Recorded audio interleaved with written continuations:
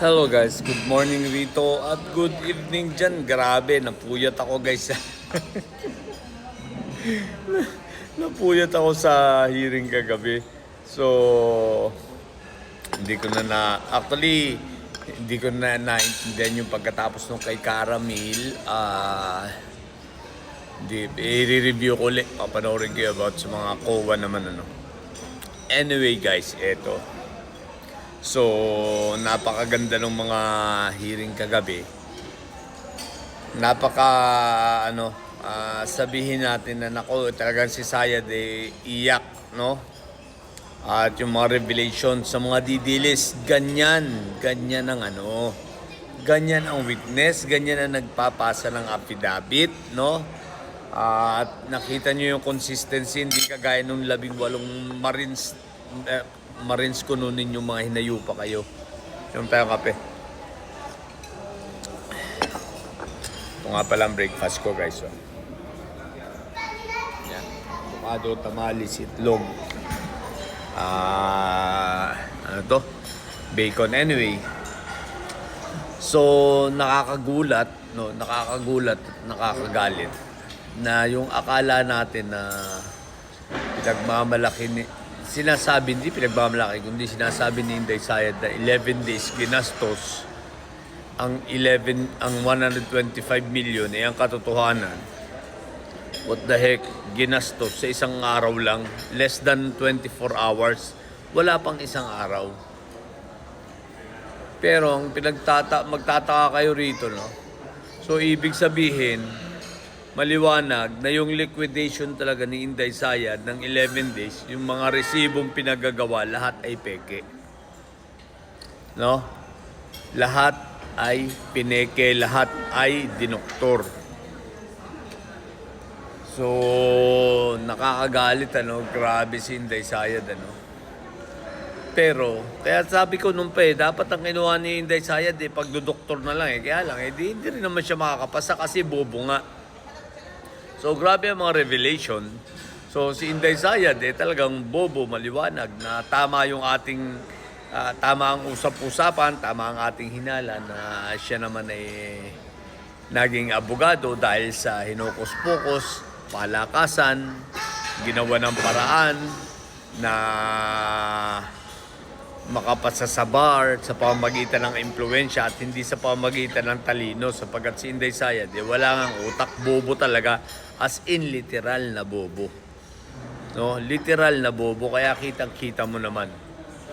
So literal na bobo si Inday Sayad, literal na matakaw sa pera, magaling lang ay sa pandudoktor ng mga dokumento, at dinoktor nga niya yung mga dokumento niya. Kaya yung sa 11 days na ko, sigurado 100% peke ang resibo, mga resibo. So, nakita rin natin, no? Hindi rin tayo nagkamali, guys. Lahat tayo tumama, tumpak. Na si Barbie ay literal na Barbie. Alam nyo guys, noon pa may usap-usapan na yan, kaya rin iniwan ni Ellen yan. No? Ni Ellen na yung taga Cebu. Si Adarna. Dahil nga itong si Barbie Basti ay Barbie talaga. So eto, tatay na ang nagkumpirma, tatay niya ang nagsabi na literal na bakla, literal na Barbie. Itong si Barbie Basti. What the heck? So, ang daming revelation. Pero ang pinakamalupit talaga, no? So eto confirm valid. Barbie talaga si Basti. Pero ang talagang malupit nga, yun nga. Hindi pala 11 days ginastos ang 125 million, kundi isang araw lang. So, napakawalang hiya talaga, no? Si Martires, dapat ito, sana wag pa mamatay si Martires, dapat mapanagutan niya yan, yung mga kasalanan niya, no? Tapos, paluin na lang siya ng Diyos, no? Maghihirap siya kagaya ni Pentaboy. Napakawalang hiya nito si Martires talaga. Kaya pala, tinulugan ng lahat ng mga kasong isinasampa sa kanya kasi nga pera, daming pera. Tsaka nga pala mga didilis, ang maleta hindi naman pala maleta ang original, bag pala, duffel bag, no? Yun ang original, doon nagsimula sa duffel bag at hindi maleta. Okay? So, duffel bag ang original.